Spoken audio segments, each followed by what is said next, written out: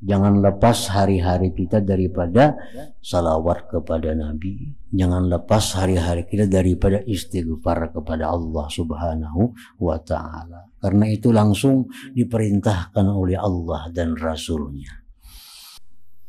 Jadi para ulama juga menjelaskan bahwa di dalam satu salawat yang kita baca, Allahumma salli ala Sayyidina Muhammadin wa ala ali Sayyidina Muhammad. Satu salawat. Itu di dalamnya itu ada 10 macam kebaikan.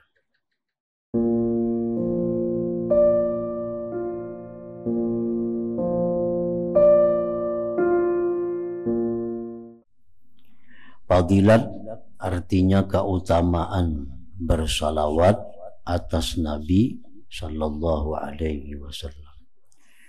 Qala Allah Ta'ala innallaha wa malaikatahu yusalluna 'alan nabi ya ayyuhalladzina amanu sallu 'alaihi wa sallimu taslima. Allah Ta'ala berfirman, sesungguhnya Allah dan para malaikatnya bersalawat atas Nabi kita. Hai orang-orang yang beriman, bersalawatlah kalian atas Nabi dan ucapkan salam kepada beliau.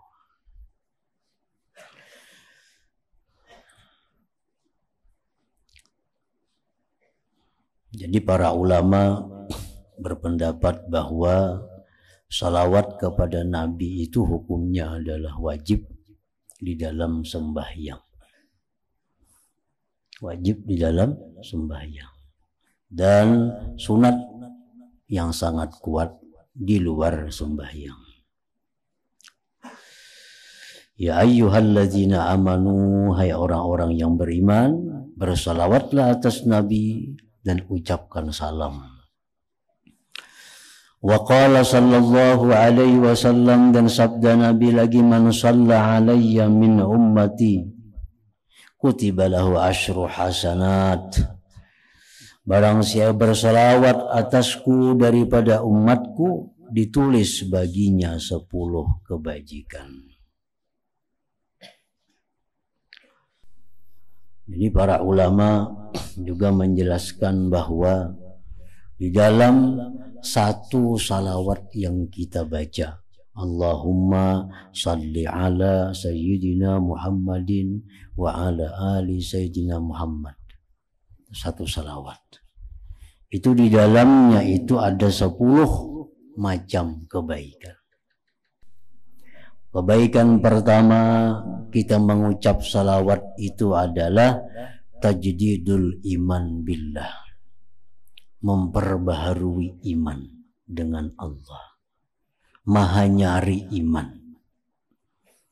Karena ada ungkapan kita Allahumma. Nah, itu Allahumma artinya ya Allah.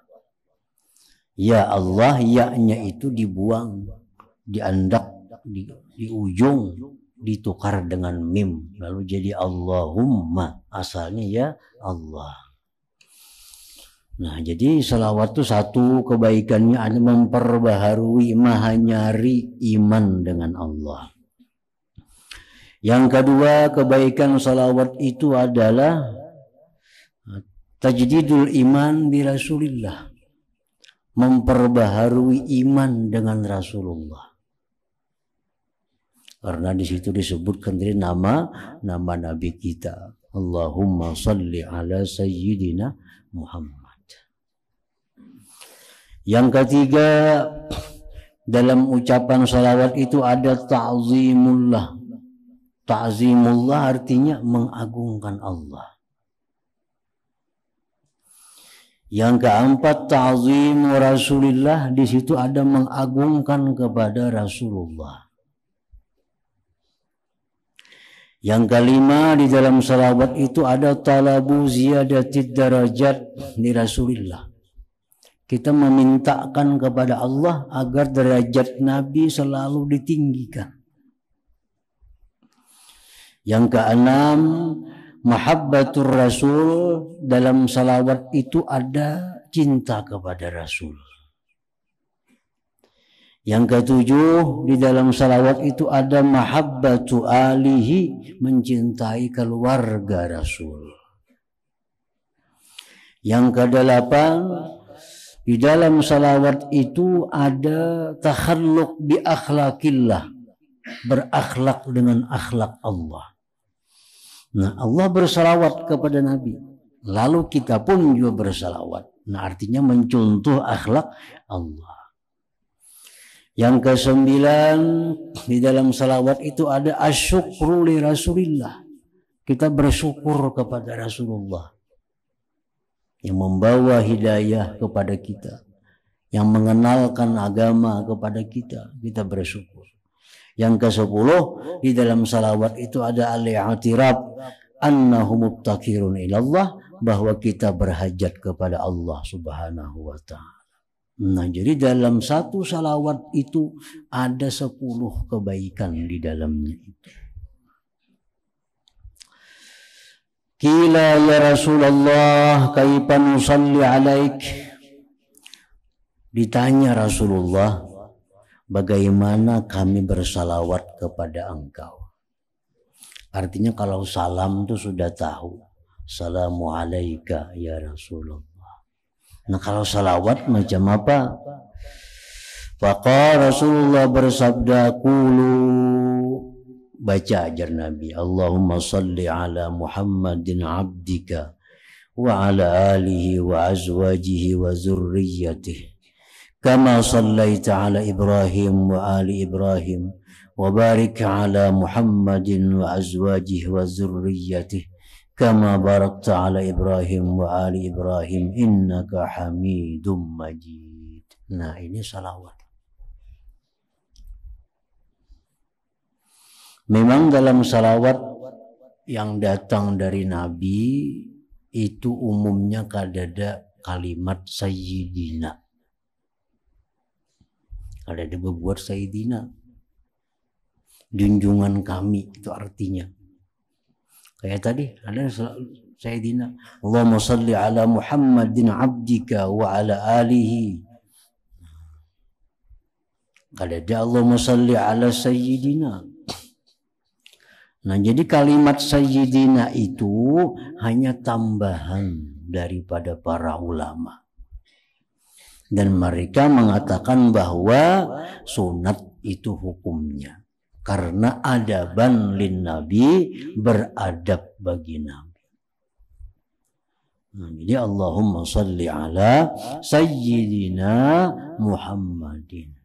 Ditambahi Sayyidina. Baik itu dibaca dalam sembahyang atau di luar sembahyang. Tambahi aja Sayyidinanya, lebih bagus.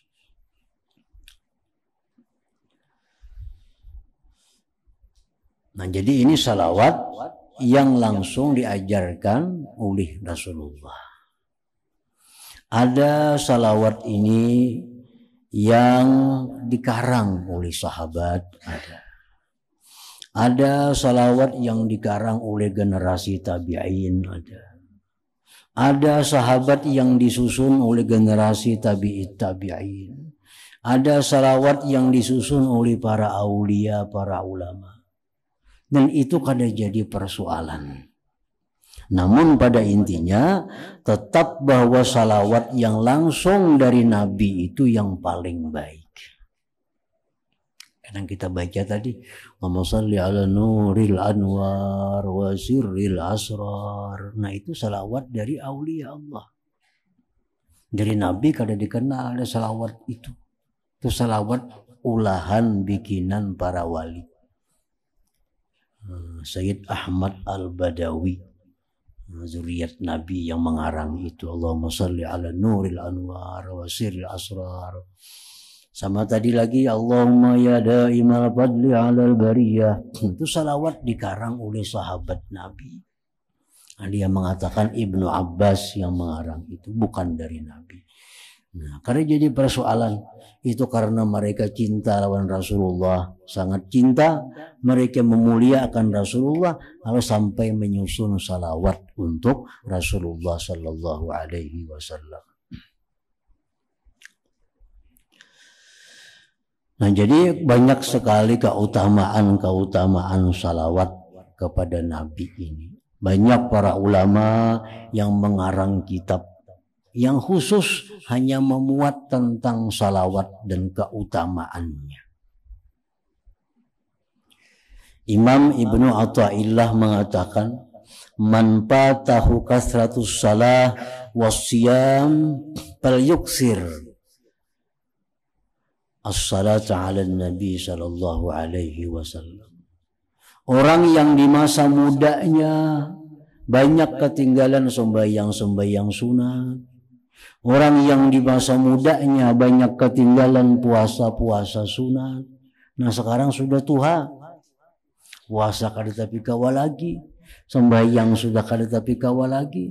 Nah, gantiannya untuk menutupi itu perbanyak salawat kepada Nabi. Nah, itu bisa menutupi kekurangan-kekurangan kita di masa muda daripada pekerjaan-pekerjaan yang disunatkan.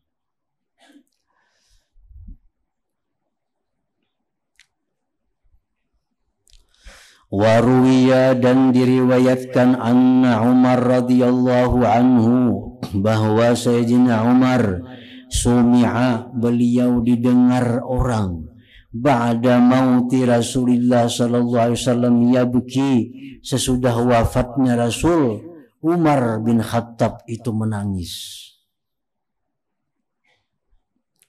Dawayakulu, dan beliau berkata, bi abi anta wa ummi ya Rasulullah, laqad balaga min fadilatika inda rabbik an ja'ala ta'ataka ta'atah. Bi abi anta wa ummi, dengan bapak dan ibuku engkau wahai Rasulullah. Sungguh telah sampai dari keutamaan engkau di sisi Tuhan engkau, bahwa dia jadikan taat kepada engkau itu taat kepada Allah. Nah, ini satu kemuliaan yang diberikan Allah kepada Rasulullah, bahwa siapa taat kepada Rasulullah berarti taat kepada Allah. Luar biasa. Faqala azza wa jalla may yuti'ir rasul faqad ata Allah. Ujar Tuhan, siapa yang taat kepada Rasul berarti taat kepada Allah. Nah, jadi kemuliaan Rasulullah itu di sisi Allah sampai sedemikian rupa. Siapa taat kepada engkau berarti taat kepadaku, ujar Nabi, ujar Tuhan. Nah, taat kepada Rasulullah, taat kepadaku.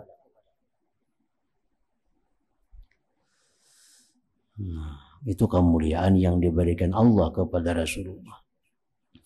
Bi abi anta wa ummi ya Rasulullah, laqad balaga min fadilatika indahu an akhbaraka bil afwi anka qabla an yukhbiraka bizzambi. Wahai Rasulullah, sungguh sampai dari kemuliaan engkau di sisi Tuhan, bahwa ia kabarkan kepada engkau dengan kemaafan dari engkau sebelum bahwa dia kabarkan engkau dengan dosa. Beluman lagi Nabi itu berbuat kesalahan, sudah berdahulu kata maaf dari Allah. Walaupun Nabi itu bersih daripada kesalahan, tapi sebelumnya itu sudah bertunggu berdahulu kata-kata maaf daripada Allah. Faqala ta'ala afallahu anka lima azinta lahu. Allah memaafkan dari engkau wahai Rasul karena sesuatu yang kamu beri izin bagi mereka. Bi abi anta wa ummi ya Rasulullah, laqad balaga min fadilatika indahu anna ahlan nar yawadduna ay yakunu qad ata'uk wahum baina atbaqiha yu'azzabun yaqulun ya laitana ata'na Allah wa ata'na ar-rasul. Wahai Rasulullah, sungguh sampai dari kemuliaan engkau di sisi Allah bahwa penghuni neraka itu mengangan-angan bahwa mereka itu taat kepada engkau. Orang-orang dalam neraka itu, wahum baina azbakiha yu'azzabun, mereka itu orang neraka di tengah-tengah lapisan neraka diazab. Berkata mereka, ya laitana, andai kata kami dalam dunia ata'na Allah wa ata'na Rasul, taat kepada Allah, taat kepada Rasul. Jadi orang dalam neraka aja sedemikian menerima azab Allah masih ingat kepada Rasul. Jakanya kami dulu taat kepada Allah dan Rasul. Bi abi anta wa ummi ya Rasulullah, laqad kana Musa atahu Allahu hajara tatafajjaru minhu al-anhar fama zabi ajaba min asabi'ik hina naba'a minha al-ma sallallahu alaihi. Wahai Rasulullah, sungguh adalah Musa diberi Allah batu, memancar daripada batu itu sungai-sungai. Tidaklah yang demikian itu lebih takjub daripada jari-jari engkau ketika memancar dari jari-jari engkau itu air. Nabi Musa mukjizatnya memukul tongkat lawan batu, pecah batu keluar banyu. Nah, keluar banyu. Kalau Rasulullah bang, kada perlu batu. Banyu mengalir dari selak-selak jari beliau sampai bisa meminumi berapa ratus orang. Lebih takjub lagi apa yang diberikan Allah kepada Nabi kita. Bi abi anta wa ummi ya Rasulullah, la in kana Sulaiman atahu Allahu ar-rih wuduha wa shahrun wa rawahuha shahrun fama zabi ajaba min al-buraq hina sirta alayya as-sama'i as-sabi'ah thumma sallaita subha min laylatika bil abtah sallallahu alayka. Ya Rasulullah, sungguh adalah jika Nabi Sulaiman diberikan Allah angin, membawa Nabi Sulaiman dalam perjalanan 2 bulan cuma 1 hari. Ini angin. Diberikan Allah Nabi Sulaiman kuasa mengatur angin. Sehingga perjalanan yang mestinya 2 bulan itu cukup dengan sehari ditempuh oleh Nabi Sulaiman. Fama zabi ajaba minal buraq, maka tidak adalah ini lebih menakjubkan lagi daripada burak. Ketika engkau berjalan wahai Rasulullah di atas burak sampai ke langit ke-7, kemudian engkau sembahyang subuh di malam itu juga di Abtah, di luar kota Mekah sallallahu alaihi. Jadi kalau Musa diberi Tuhan mengatur angin, bisa membawa Sulaiman kemana-mana angin ini. Tapi Nabi kita diberi Allah burak yang kecepatannya jauh lebih daripada yang diberikan kepada Nabi Sulaiman. Bi abi anta wa ummi ya Rasulullah, la in kana Isa bin Maryam atahu Allah ihya al-mauta. Ya Rasulullah, ujar Umar, jika Nabi Isa itu diberi Allah mukjizat menghidupkan orang mati. Orang mati, Nabi Isa bisa menghidupkannya. Ini mukjizat. Famaza bi'ajaba minasyatil masmumah, tidaklah ini lebih menakjubkan daripada kambing yang diracuni. Hina kallamatka, ketika kambing itu berbicara kepada engkau wahai Rasulullah. Wahya masywiyatun, anjing itu, kambing itu sudah dibakar. Faqalat laka dzira, berkata bagi engkau wahai Rasul itu kambing tadi, la ta'kulni, jangan kau makan aku wahai Rasul, fa inni masmumah, bahwa aku ada racun.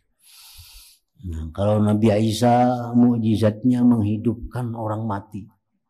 Manusia mati jadi hidup, kambing mati jadi hidup. Kalau Nabi kita pang lebih menakjubkan lagi. Kambing yang sudah disembelih, yang sudah dibakar, yang sudah diputung-putung, diisi racun, dihidangkan kepada Rasulullah. Kambing ini bicara, wahai Rasul, jangan makan aku, di dalam aku ada racun. Lebih menakjubkan lagi daripada Nabi Isa tadi.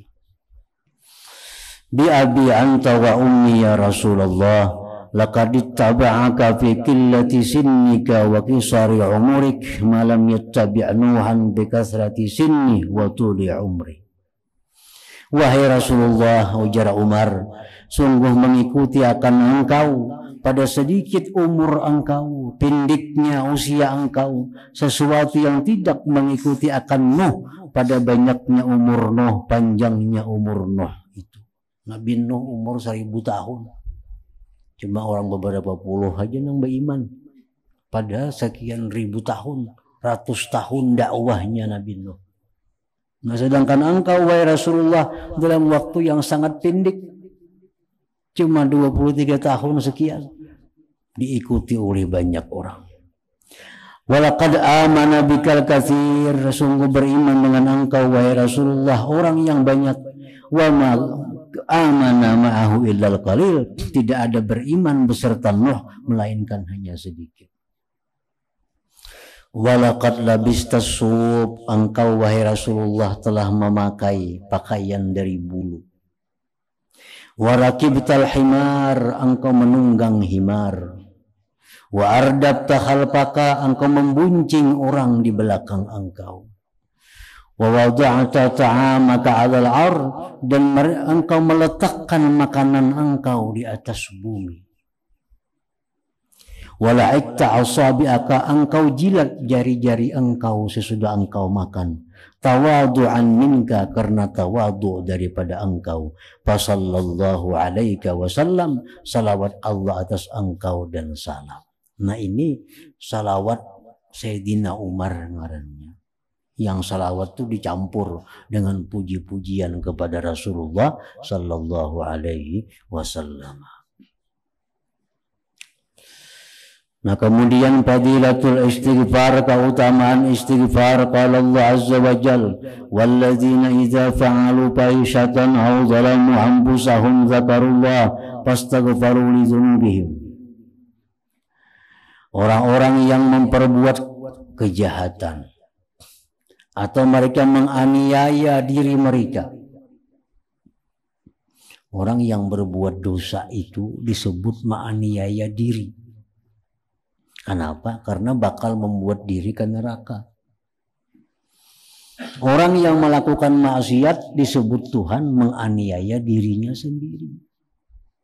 Orang kada sembahyang itu menganiaya diri sendiri. Orang kada puasa menganiaya diri sendiri. Kenapa? Karena akan membawa dirinya kepada azab Allah. Nah, orang-orang yang melakukan kejahatan atau menzalim diri mereka, mereka ingat kepada Allah, mereka minta ampun bagi dosa-dosa mereka. Wa qala ta'ala, firman Allah, wa may ya'mal su'an aw yazlim nafsah thumma yastaghfirillah yajidillaha ghafurar rahima. Allah berfirman, siapa yang berbuat kejahatan atau menganiaya dirinya, kemudian dia minta ampun kepada Allah, dia dapati Allah itu maha pengampun, maha penyayang.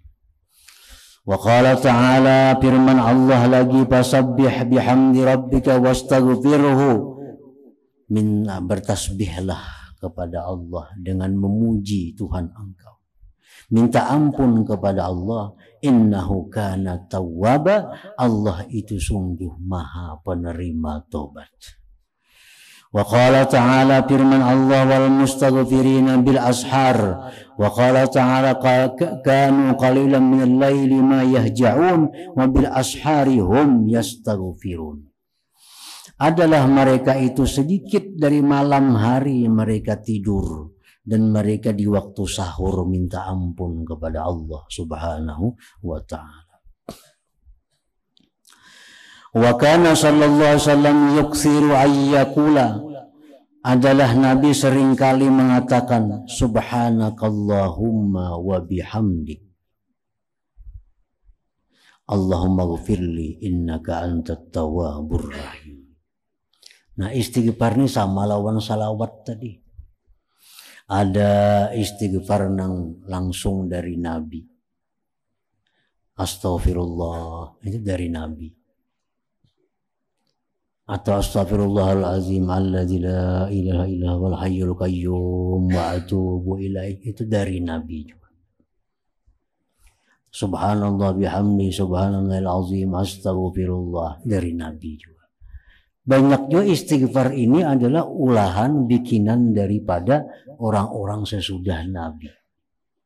Ada istighfar Hasan Basri, ada istighfar Imam Ar-Rifai, ada macam-macam istighfar yang pada intinya adalah perpaduan antara memuji Allah dan minta ampun kepada Allah. Ini kan Nabi tadi, istighfar Nabi, subhanakallahumma wa bihamdik. Maha suci engkau wahai Allah, dengan memuji engkau. Allahumma ghfirli, ampuni aku, innaka antat tawwabur rahim. Jadi hendaknya sebelum istighfar itu, memuji dulu kepada Allah subhanahu wa ta'ala. Karena jar Tuhan tadi fasabbih, bertasbihlah engkau dengan memuji Tuhan engkau, wastaghfirhu, minta ampun. Puji dulu Tuhan. Subhanallah bihamdi, astaghfirullah. Subhanallah bihamdi, subhanallahil azim, astaghfirullah. Nah, sesuai dengan petunjuk Al-Quran. Tasbihlah engkau dengan memuji Tuhan, minta ampunlah bahwa Allah itu maha penerima taubat. Wa qala sallallahu alaihi wasallam, Rasulullah bersabda, man aktsara minal istighfar, barang siapa yang memperbanyak dari istighfar, ja'alallahu lahu min kulli hammin faraja wa min kulli dhikin makhraja wa razaqahu min haitsu la ahtasib. Siapa-siapa yang memperbanyak istighfar, Allah jadikan baginya dari tiap-tiap duka cita kelapangan, tiap-tiap kesempitan jalan keluar, dan Allah berikan dia rezeki dari jalan yang tidak terduga-duga. Memperbanyak istighfar. Kan yang jadi masalah dalam diri kita ini, kenapa kita duka cita, kenapa kita selalu dalam kesempitan, kenapa rezeki kita ini sirit, itu umumnya adalah karena dosa. Karena dosa. Karena ada dosa-dosa kita itu, lalu rezeki kita macet. Banyak masalah yang dihadapi. Selalu sulit dalam menghadapi persoalan. Nah, jadi jar Nabi, siapa yang banyak istighfar kepada Allah, maka itu akan menjadikan Allah kelapangan bagi dia, jalan keluar dari setiap masalah dan rezeki yang tidak terduga-duga. Wa kana sallallahu inni la astaghfirullah ta'ala wa atubu ilaihi fil yawm 70 marrah. Aku dan Nabi minta ampun kepada Allah, bertobat kepada Allah dalam sehari 70 kali. Nabi sendiri mempraktikkan istighfar ini. Wa kana Nabi SAW yaqulu bil istighfar, dan Nabi kita bersabda membaca dalam istighfar itu, Allahumma ghfirli ma qaddamtu wa ma akhartu wa ma asrartu wa ma a'lantu wa ma anta a'lamu bih minni antal muqaddim wa antal muakhir wa anta ala kulli syai'in qadir. Nah, ini istighfar dari Nabi juga. Ya Allah, ampunilah aku dosa-dosa yang telah aku dahulukan dan dosa-dosa yang kemudian, dan dosa yang aku sembunyikan dan yang aku nampakkan, dan yang engkau mengetahui dengannya daripadaku. Engkau maha mendahulukan dan maha mengemudiankan, dan engkau atas tiap-tiap sesuatu itu berkuasa. Nah, ini istighfar dari Nabi juga. Jadi kalimat istighfar itu bisa astaghfirullahalazim, bisa juga rabbighfirli, bisa juga, atau Allahumma ghfirli, istighfar juga ngarannya. Wa anil Fudail rahimahullah, dari Imam Fudail, istighfarun bila iqla'in taubatul kazzabin.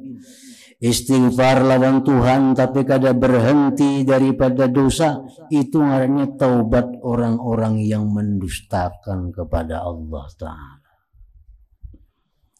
Minta ampun tapi masih dalam keadaan dosa, itu ngarannya istighfarnya istighfar, taubatnya taubat orang pendusta. Nah, artinya kita mengucap astagfirullahaladzim, astagfirullahaladzim, astagfirullahaladzim, tapi kita masih dalam kondisi, dalam keadaan ada dosa yang kita pelihara. Nah, masih ada dosa yang kita pelihara. Bahutang riba masih ada, bazina, ketujuh manggawi. Tapi setiap hari astagfirullahaladzim, astagfirullah, itu artinya mendustai lawan Allah Ta'ala. Istighfar itu hendaknya lebih bagusnya kita baca sesudah kita putuskan diri kita dari kemaksiatan. Ini sudah berhenti kita melakukan ini, sudah ampih, lalu minta ampun kepada Allah. Kalau rahat manggawi itu artinya mendustai Tuhan. Nah, istighfarun bila iqla taubatul kazzabin. Istighfar tapi tidak berhenti melakukan dosa, itu taubatul kazzabin, tobatnya orang-orang yang pendusta. Wa an Rabi'atul al-Adawiyah rahimahullah, istighfaruna yahtaju ila istighfarin katsir. Istighfar yang kita kerjakan itu perlu kepada istighfar lagi, istighfar yang banyak.